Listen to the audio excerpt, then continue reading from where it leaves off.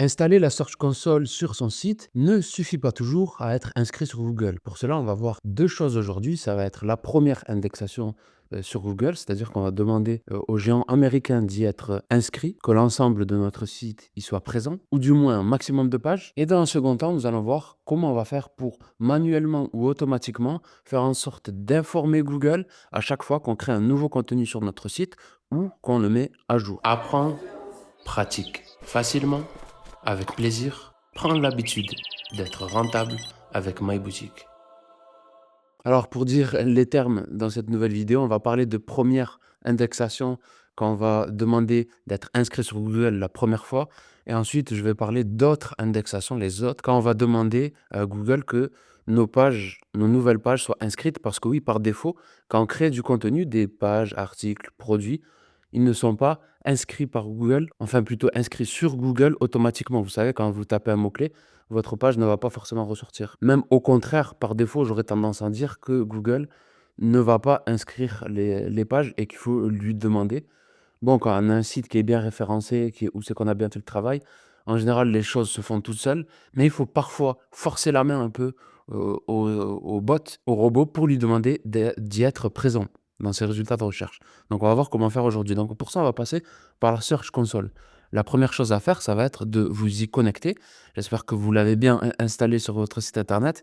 Pour ça, je vous ai fait une vidéo pour vous montrer comment faire, peu importe chez quel hébergeur vous êtes. Je vous la mets en description. Et donc, ce qu'on va faire, c'est qu'on va ici, dans le menu latéral à gauche, cliquer sur Sitemap. Vous atterrirez sur une page qui ressemble à ça. En fait, c'est quoi le sitemap? Je devrais plutôt vous expliquer ça avant. C'est une sorte de fichier, en fait, qui ressemble à ça, à la base. Après, si on clique sur un des liens là, on va atterrir sur...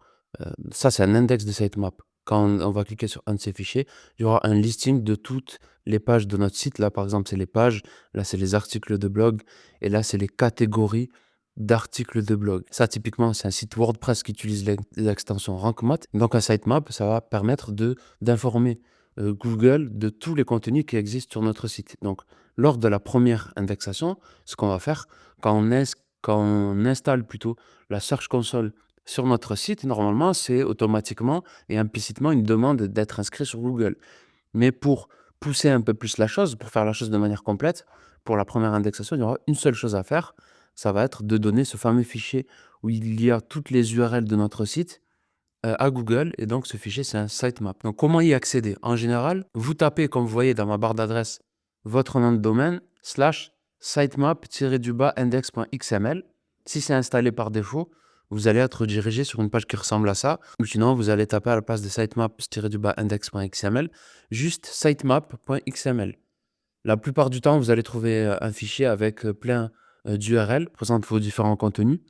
Si ça n'est pas le cas, et si vous êtes sur WordPress et que vous n'avez pas encore installé d'extension SEO, vous allez sur votre tableau de bord WordPress, allez dans Extensions, ajouter une extension. Dans la barre de recherche, vous allez taper RankMath et vous allez l'installer. Je vais vous donner aussi une petite consigne lors de cette installation. Normalement, on vous demandera est-ce que vous souhaitez ou pas installer quelque chose qui s'appelle une fonctionnalité indexation instantanée.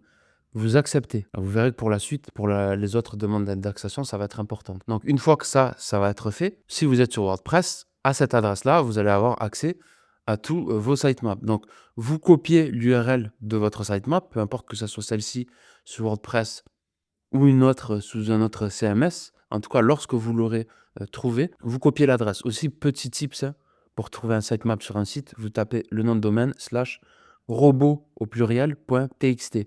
En général, il y aura une ligne où c'est qu'il y aura écrit sitemap 2 points et il y aura l'URL du sitemap. Voilà, j'espère que je ne vous ai pas perdu, c'est peut-être un peu pénible. Donc là, vous retournez sur votre Search Console, vous avez appuyé bien évidemment sur sitemap, vous avez atterri ici et vous rentrez, vous collez votre URL là et vous appuyez sur envoyer. Et voilà, la première demande d'indexation aura été faite. On aurait pu un peu plus pousser la chose aussi en passant par des outils pour forcer l'indexation comme Index Me Now, etc. Il y a un outil qui s'appelle comme ça. Après, il y a des façons un peu plus poussées de faire les choses. On peut passer par des bots. Mais ça, je vais passer sur ça. En tout cas, la première indexation est demandée. Donc, on est bon. On va passer aux indexations suivantes. Donc, il y a deux façons de les faire. On peut soit, quand on est dans la Search Console ici, on peut rentrer l'URL manuellement ici, peu importe la page où vous vous situez.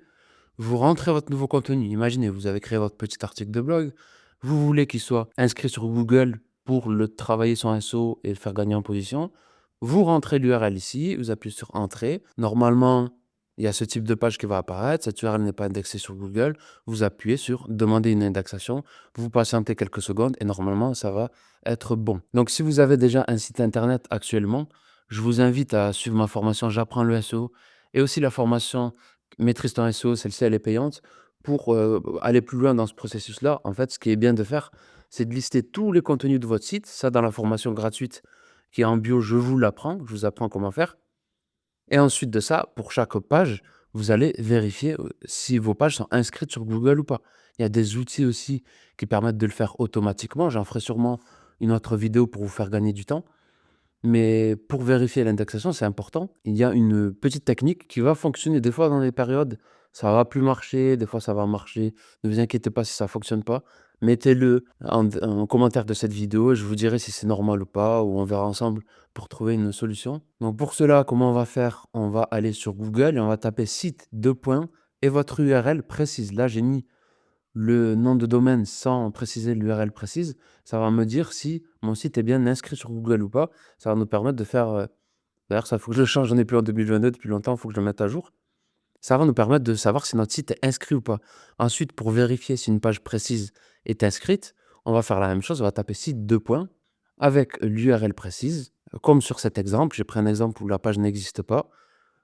myboutique.com/ramzyleboss avec une faute. Et là, on voit que la page n'existe pas, donc il y a marqué aucun document ne correspond au terme de recherche spécifié, c'est-à-dire que cette URL n'est pas inscrite. Donc, si vous voulez la faire inscrire, il va falloir suivre ce que je vous ai montré. Soit on le fait manuellement, ou alors on va automatiser le truc. Pour ça, il existe un nombre innombrable d'outils. Mais nous, on va repartir sur notre fameux WordPress. Ceux qui sont sur Shopify, PrestaShop ou qui ont besoin de solutions précises pour automatiser comme ça l'envoi de nouveaux contenus à la Search Console, n'hésitez pas à me le dire en commentaire, je vous répondrai avec plaisir. Mais quand on est sur Rank Math, sur WordPress, on va dans notre tableau de bord. Une fois que c'est installé, on va ici dans Rank Math SEO, puis ici dans tableau de bord. On descend. Si on ne l'a pas fait, on va ici activer l'indexation instantanée. Ensuite, on va appuyer sur Réglages juste ici, puis on va atterrir sur cette page-là. Là, on va avoir besoin de choisir les types de contenus qui seront envoyés automatiquement à Google quand ils seront créés ou mis à jour, ou même aussi quand on la supprime, on voit que c'est écrit là, publié, mis à jour ou mis à la corbeille. Mais, notre site automatiquement va prévenir Google, donc c'est automatisé. Il n'y aura rien besoin de faire. Donc, il faut choisir les bons types de contenus. Moi, j'ai mis article de blog et page fixe. Donc, j'ai pas besoin manuellement de dire à Google, j'ai mis à jour mon contenu, j'ai ajouté un contenu, je l'ai supprimé. Pas besoin, tout se fait automatiquement. Une fois qu'on a fait notre choix, on appuie ici sur enregistrer les modifications et c'est OK. Ce que j'aime bien aussi sur cette fonctionnalité de Rank Math, c'est qu'on peut envoyer les URL manuellement. Donc là, vous avez vu l'URL que je vais faire indexer. Je peux aussi la mettre ici au lieu de passer par la Search Console et envoyer les URL. Je peux aussi mettre plein d'URL en même temps et ça coûte rien. Rank Math, d'ailleurs, il y a une version gratuite et payante. Moi, j'utilise la gratuite, elle me suffit pour ce site-là, myboutique.com. Pour faire tout ce que je vous ai montré dans cette vidéo, c'est gratuit. Et là, si vous avez déjà un site en cours, n'hésitez pas à copier, coller toutes vos URL, les mettre là et appuyer sur envoyer les URL, c'est gratuit. Et bien évidemment aussi, vous pouvez, par mesure de précaution, tout de même avoir envie de soumettre manuellement une page aussi à la Search Console. Après, même si vous avez Rank Math d'installer, la fonctionnalité indexation instantanée, il n'y a pas de souci. Vous pouvez aussi la soumettre manuellement. Si vous le faites, vous n'allez pas être sanctionné parce que vous spammez, vous faites trop de demandes. Après, n'envoyez pas 300 URL à indexer chaque 5 secondes. Là, peut-être qu'il y aura quelque chose qui va se passer. Mais si vous faites ça manuellement pour votre propre site ou pour plusieurs clients, modérément, c'est rien du tout, c'est absolument pas grave.